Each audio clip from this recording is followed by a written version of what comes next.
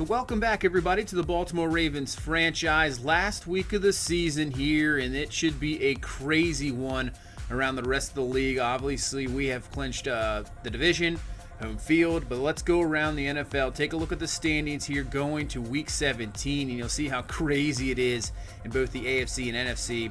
So, like I said, we clinched everything, 13-2 at the moment, so this last game really doesn't mean a whole lot at all. The Cleveland Browns, Cincinnati Bengals tied at 6-9. But the Browns have lost 6 straight, a team that was looking like possibly could make the playoffs for the first time in, forever. But they're going to need some major help, and I don't think they'll have actually a chance to get in. But we'll see. The AFC South, look at that. You have 3 teams, three teams competing for the division the final week. Texans there at 6-9 still have a chance, as you'll see. Bills, Jets, the whole division here in the AFC East is competing for the division, and we might have an under 500 division winner. Unbelievable. And in the AFC West, you have the Chiefs have clinched a playoff spot. Haven't clinched that division yet with the Broncos at 8-7. They're still trying to get in and possibly can still win the division with the Chargers at 7-8 and the Raiders at 6-9. Technically still have a shot, as you'll see. So you can see the Chiefs right now sitting at the 2. So whoever wins that division will be the 2 seed between Denver and Kansas City. But you can see going down here, the Jaguars 7-8, Bills 7-8, Chargers 7-8 are still in it. But even the 6-9 teams, now they will need some help. Granted, they'll have to win and then hopefully get other teams to lose. But technically, the 6-9 teams, I would say, are still in it. So almost the entire AFC is still in the playoff race going in the final week. Unbelievable. As for the NFC, a little bit more clear-cut. We already have 4 teams that have at least clinched a playoff spot. With those wild cards need to be sewn up. Only the Falcons probably in there. They need a Redskins loss. And then the Giants are in there as well with the Seahawks. So we'll see what happens there in the NFC. Still some questions over the NFC, but a little bit more clear-cut than the completely insane AFC. And we'll go into this final week. I'm not sure how much we're going to play of this game here in the 49ers. Maybe just a half, and then we'll move on. This game really doesn't mean anything at all. I just want to see how Jalen Hurts responds and get him in half going. So here we go. We'll step into this ball game now as Tucker is going to kick off. Pettis is going to look up, and that one goes well over his head. And this 49ers offense will start at the 25. So San Francisco right now at 7-8 on the season. You took a look at the NFC. They still technically have a shot. They need to win and obviously get some help, but they need to get this victory. But still, it's a bit of an outside chance for San Francisco to get into the playoffs. And obviously, with us already in the playoffs, this game doesn't really mean a whole lot. And really, I want to see a decent performance, but, just try to stay healthy. That's all we really need to do. 2nd and 8, and McKinnon is going to go nowhere there and bring up a 3rd and 11 now from the 36-yard line as Garoppolo looking, goes to the outside, and that's going to be completed to the outside. To Pierre Garçon up to the 50-yard line and a first down. So 3rd and 5 now from the 45. Garoppolo looking, and that's a heck of a catch there by Marquise Goodwin there on the outside. Another first down for San Francisco as they're moving the ball along here in the pass game, looking good. Our coverage playing a little soft right now. 1st and 10. They're going to go over to George Kittle, another first down of the 20. So San Francisco looking good, and just like I said, we want to stay healthy, but luckily it's just muscle cramps for Tony Jefferson. But I tell you what, we should probably really think about taking out some of these starters so none of them really get hurt. And there's the former Raven Kyle Juszczyk with the carry, and he picks up the first down. And now a goal-to-go situation here for San Francisco. Heck of a first drive, but Jerick McKinnon going nowhere on 2nd and goal. We'll bring up a 3rd and goal as Garoppolo is looking. Has all the time in the world. We just dropped about 8 in the coverage there. He'll go underneath there to Garçon, but still it's going to be short. So setting up a field goal attempt here for Robbie Gould, and it's going to be blocked. Nice job there by Anthony Everett getting off the edge there. Blocks Gould's field goal, and this game remains scoreless after a long San Francisco drive. Ends up nothing. So this is the test. Let's see how Jalen Hurts does. We're going to try to run the ball a little more and get off play action. You don't want to go anything complex there with Jalen Hurts, as this is only his 2nd week on the 53-man roster. Granted, he's been on the practice squad the whole year, so he's been running those through practice, and he knows the playbook and everything. So, but still, You want to be careful with him. It's not his best ability throwing the football. That's why we've been trying to develop him. He already has the running game. And there you go. See, that's what you want to see. Guys just want to play action wide open. Mark Andrews down the field. Easy throws. That's what you want to give him. Scheme up some easy throws for Jalen Hurts so he gets, a confidence rolling. And then he can make those difficult throws down the field and those difficult reads. Exactly what you need. You need to coach up guys like this, and it's what we want. And in a running game, will help out as well. And same with putting in these third and short situations. Now in that one, he made a little bit of adjustment, saw only 4 men up, nobody over the middle, decided to run the ball instead of throwing it, but a nice play there by Reuben Foster to stop that one. And we settle for a field goal, and we strike first here, 3-0 here in the first quarter. So this 49ers offense back at it, and that's a nice pass there to Pierre Garçon down the field. So Garoppolo looking pretty sharp here in the beginning, getting some nice protection. Actually, the run game for San Francisco looking pretty well as well. So our defense not looking too good. And I'm having a little bit of confidence here going into the playoffs as Garçon once again with the reception. He's having a very good first quarter here. 4 catches for 59 yards as we now head into the second quarter. So Garoppolo back to throw from the gun. Pressure in his face, but he's going to find his receiver, Marquise Goodwin, there for the catch, beating Levine in coverage. And San Francisco is all the way down to the 1. Don't want to settle for a field goal this time to get a block, so they're going to try to get a touchdown. Go to Juszczyk on the ground, and that's exactly what San Francisco is going to do. Touchdown, San Francisco. Looked easy there, and they take the lead 7-3. And we bring back our offense here after a pretty decent drive here for Hurts and company. As Hurts is a 1st and 10, is going to throw to DJ Shark Jr. And in coverage on Richard Sherman. That's a catch. Nice one bringing it down for the first down. So 1st and 10, back to the run game, and Sony Michel picks up about 7, and he's up to the 50-yard line, having a decent first half here. 3rd and 4 now from the 49. Hurts looking, trying to find something. He's going to roll out, but sees an open man. Nice pass there in between coverage to Hayden Hurst down to the 19. So from what I've seen limited here from Jalen Hurts, only 4 pass attempts, it's looked pretty good. So that's good to see, as we're going to have to, utilize him in the playoffs, as Paris Campbell can't come down with it. That's either was knocked away or dropped, not sure, but incomplete. And brings up a 3rd and 9 as Hurts is going to go underneath, and Josh Gordon wasn't even looking for the ball there. So we have to kick a field goal, 7-6. But I'm seeing some good things from Hurts. Obviously in the playoffs, any team we face is going to want to shut down our run game and force him to beat us. So we need something from Jalen Hurts. It's good to see some sort of offense from him, and good things hopefully to come forward here, as on a 3rd and 3, San Francisco picks up another first down. Garoppolo 11 of 13, 142. I mean, in reality, this San Francisco offense and this team needs this game to have any chance of staying in the playoffs, and you can see just the effort of San Francisco is much greater than ours. We have come out flat in this game. McKinnon with the run in the first down, breaking through some tackles. And now it's 2nd and 6 from the 32. Garoppolo going up top, and that is caught by Taylor for the touchdown. So you can tell our team is just off. Maybe we're already thinking towards the playoffs, but that's not good, because you can't think ahead. It's going to cost you even come playoff time. So 14-6 San Francisco. And let's see if we can get something here offensively. Sony Michel with the decent run there on the toss play. Picks up 7. Probably could have picked up more if he got better blocking on the outside. So now to the 32, 2nd and 3, back to the run game there. Michel picks up about 4 and picks up himself a first down. And we're up to the 36-yard line. So 1st and 10 now from that 36.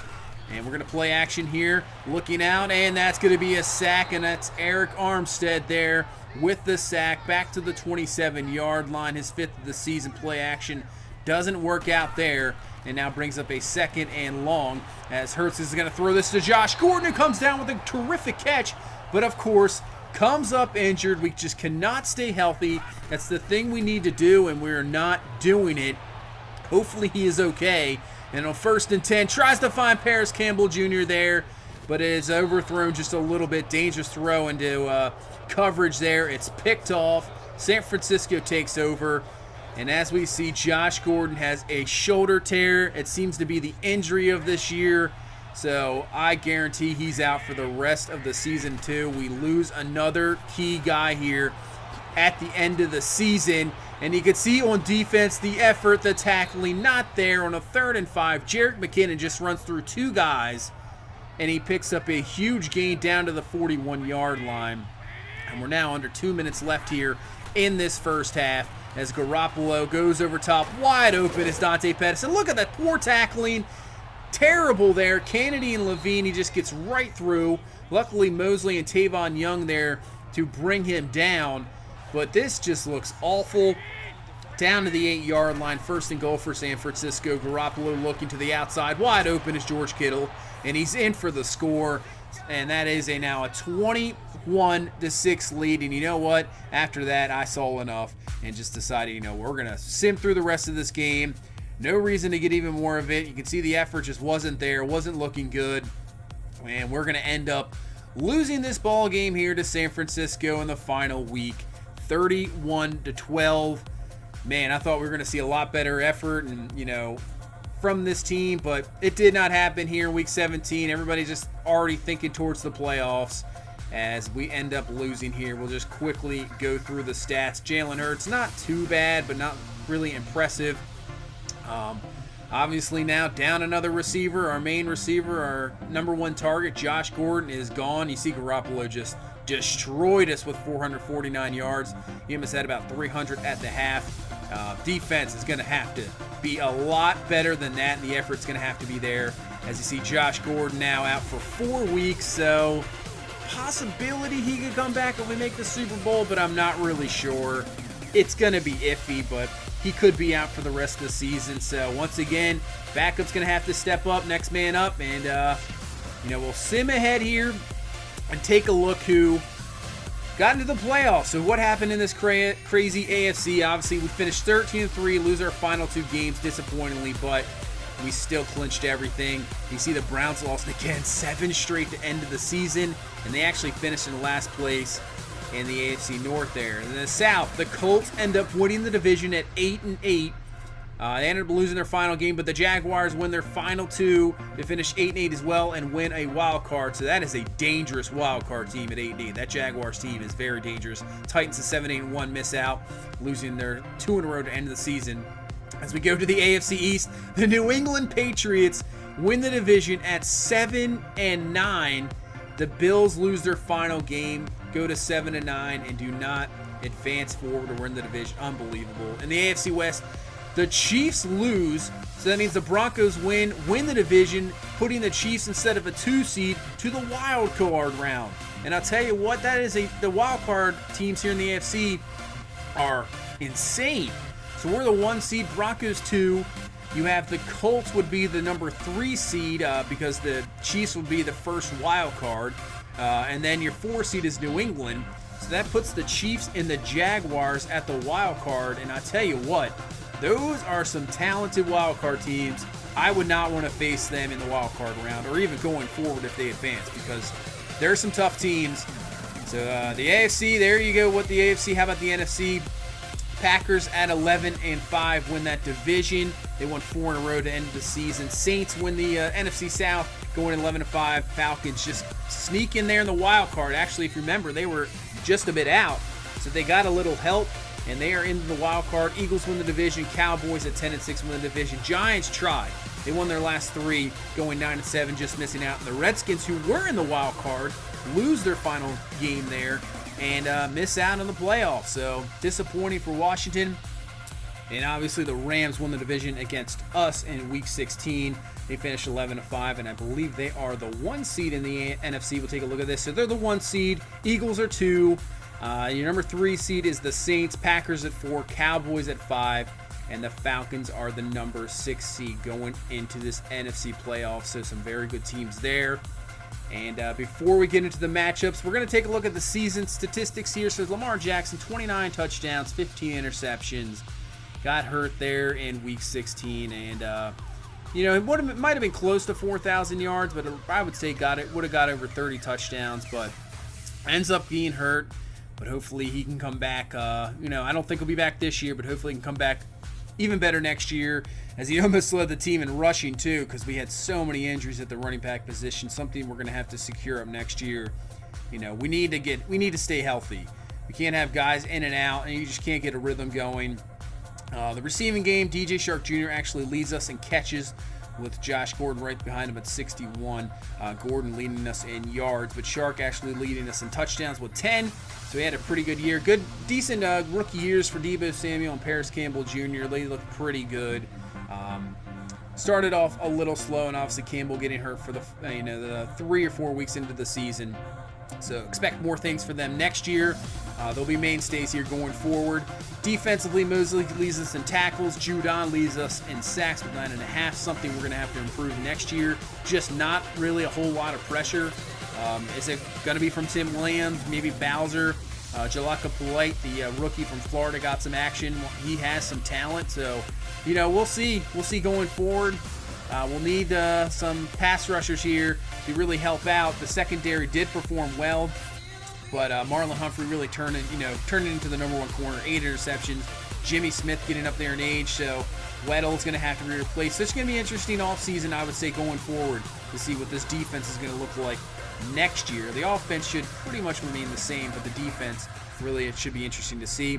As we go to this, league leaders here, and Aaron Rodgers, just dominates again, just about 5,000 yards, over 40 touchdowns. You can see how many guys, this is the NFL now. So many guys over 4,000 yards. Don't be surprised if you get multiple guys in the future with, year to year over 5,000 yards, the way the NFL is. You can see Rodgers with 47 touchdowns, Brees still doing it with 39 touchdowns.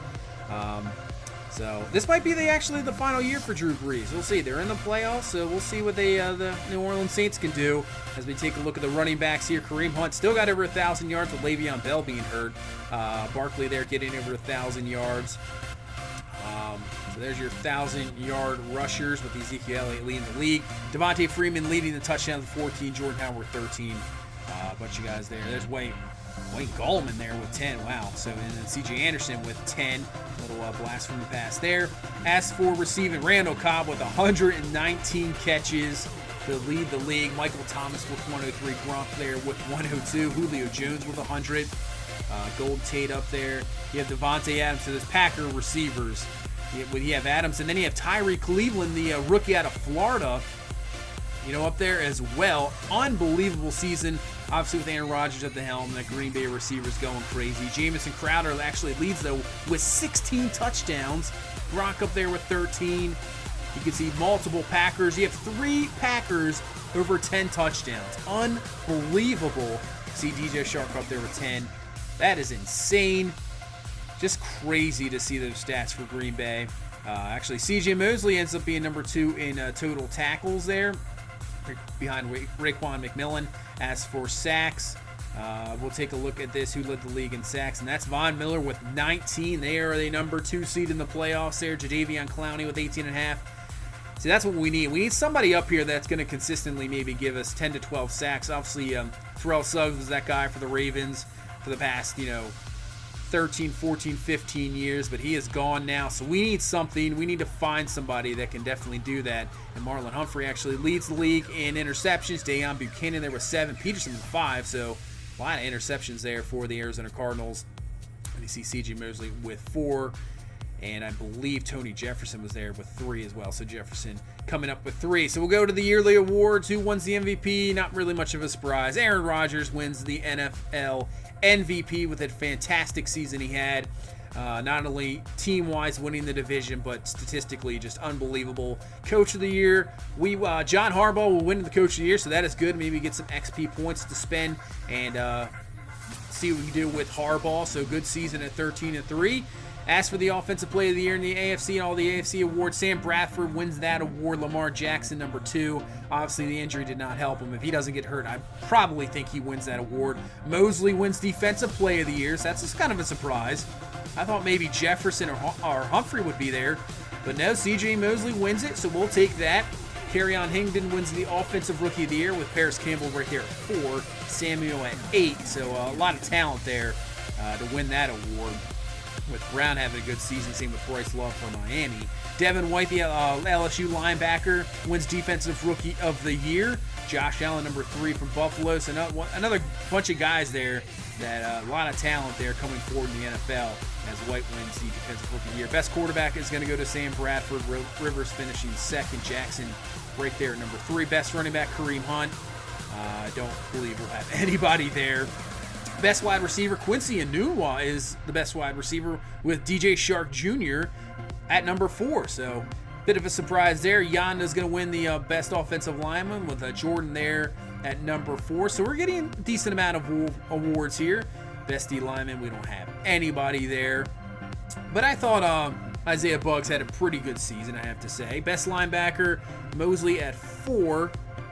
So he wins Defensive Player of the Year, but yeah, on number 4 in linebacker. That's interesting. Humphrey wins the DB of the Year with Tony Jefferson right behind him, and kicker is going to go to Justin Tucker. Obviously, Tucker, I think we had like 11 more field goals than any other kicker in the league.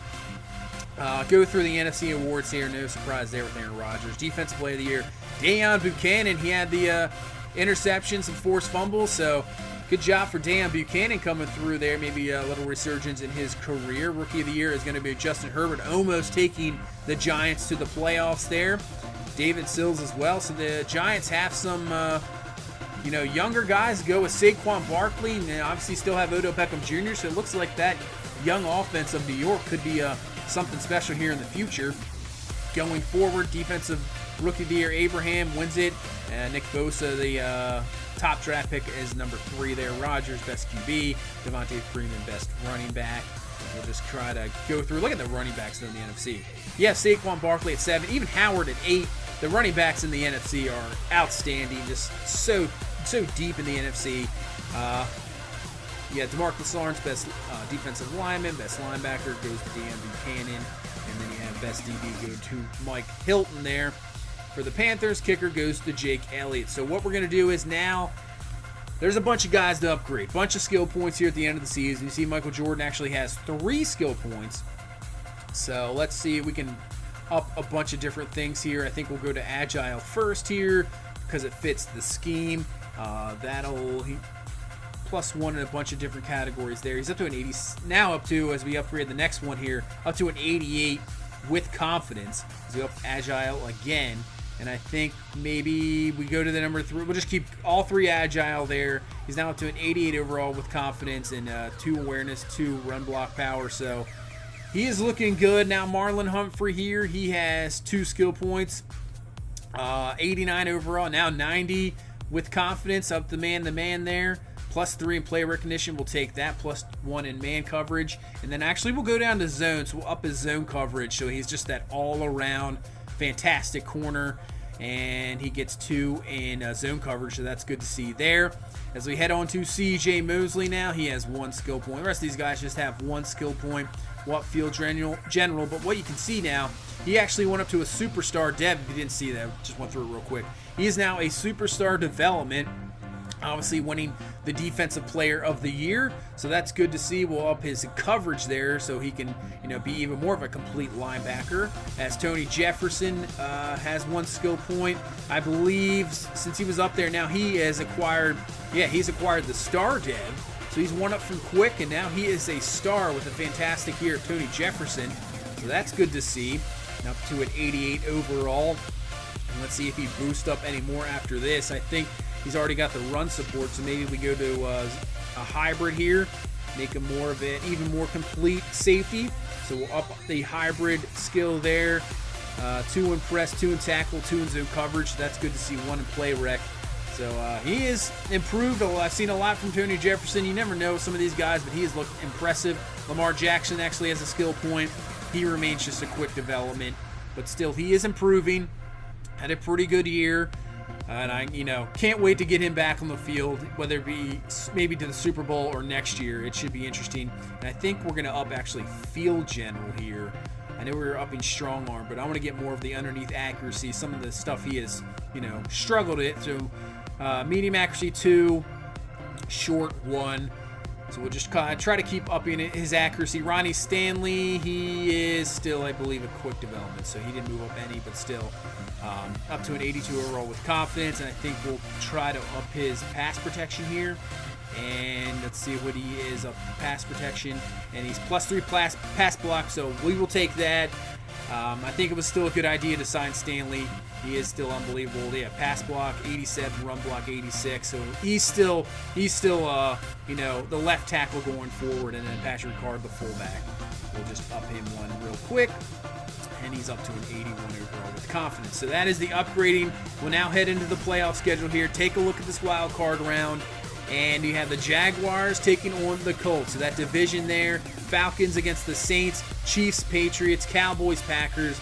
Interesting matchups here going into the wild card round. So what we'll do here is sim ahead, and we'll take a look what the matchups are in the divisional round. And we have, so the Jaguars have defeated the Colts. Jacksonville moves on, and those dangerous wild card teams of the AFC with the Chiefs. As you see, the Chiefs have won as well. Same with the Falcons. So it looks like all the road teams have won. Falcons going to New Orleans to beat them, so that might be it for Drew Brees and company, but still, heck of a career for Drew Brees if he retires. Chiefs going to New England, beat them, so that 7-9 team is gone. And Dallas beats the MVP of the league, Aaron Rodgers, goes into Green Bay, gets revenge of that no-catch Des Bryant call, and gets the victory there. And now we have the divisional series, and you can see we take on the Jacksonville Jaguars. This is going to be a heck of a matchup against that defense, and obviously trying to stop Leonard Fournette.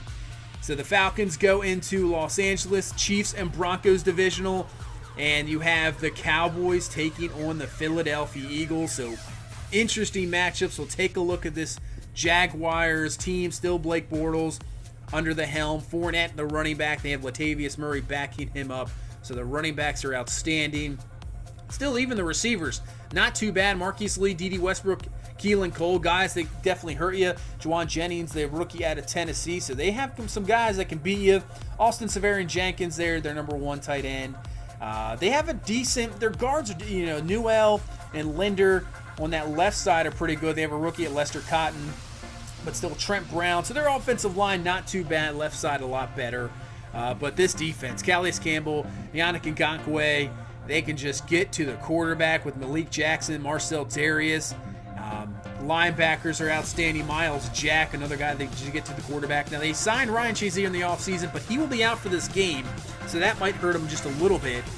But at the other side, Telvin Smith, another guy that can just get after it. Corners don't even have to talk about. The best corner in football, and then you have A.J. Boya, who's probably number 2 or 3, and then a free safety, Tayshaun Gibson, and strong safety, Barry Church. So this might be this game's going to be tough. It's going to be unbelievable tough against this Jaguar team, especially when we don't have Lamar Jackson anymore. We have a rookie quarterback, and it's going to be interesting.